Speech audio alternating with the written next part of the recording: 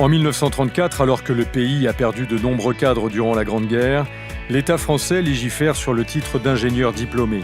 Il crée la commission des titres d'ingénieur et offre aux autodidactes la possibilité d'accéder à ce titre. L'idée est innovante. Elle concerne les personnes qui n'ont pas obtenu de diplôme d'ingénieur, mais qui souhaitent acquérir ce statut en cours de carrière après un parcours réussi dans un domaine d'activité. Les conditions sont simples. À partir de 35 ans, après une expérience professionnelle de 5 années minimum, toute personne peut s'engager dans un cursus diplômant basé sur la validation d'une expérience des métiers de l'ingénieur. Une condition, avoir les connaissances scientifiques et techniques requises. Le process dure environ 2 ans et sa particularité tient dans la décision finale prise par un jury d'universitaires et de pairs. Ce sont des hommes de métier qui vont statuer sur l'obtention du diplôme au nom de l'État. Une reconnaissance encore plus forte et symbolique pour la personne qui s'engage. Dès l'origine, les secteurs d'activité des futurs ingénieurs sont très variés. Le fondateur de la Société des ingénieurs diplômés par l'État s'illustre dans la conception de motos de compétition. Mécanique, BTP, chimie et matériaux, électronique, agroalimentaire, énergie. Au fil des décennies, les ingénieurs DPE s'investiront dans tous les domaines, accompagnant les évolutions technologiques et organisationnelles de l'industrie.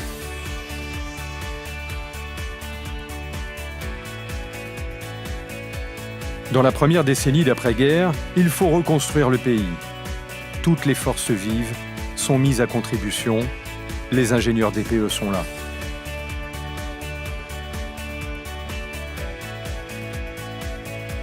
Puis les 30 Glorieuses marquent le début d'une nouvelle ère avec le lancement de programmes d'envergure nationale qui vont façonner le pays. L'énergie devient nucléaire.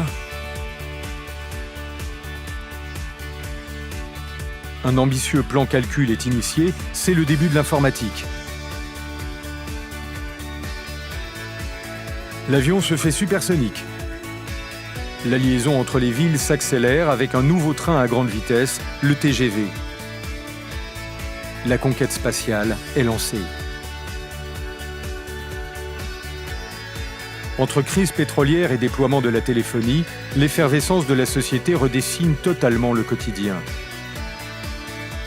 Dans leur garage, les pionniers d'une informatique moderne et accessible à tous préparent un autre monde.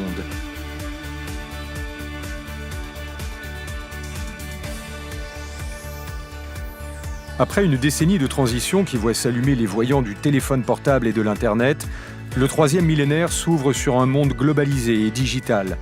Fini les révolutions, place à la mutation.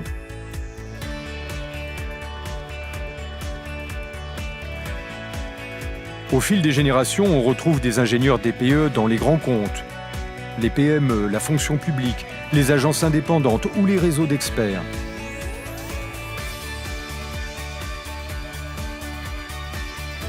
Du bureau d'études du Concorde à la NASA, en passant par le secteur tertiaire, les compétences et surtout l'état d'esprit des ingénieurs DPE sont reconnus et appréciés.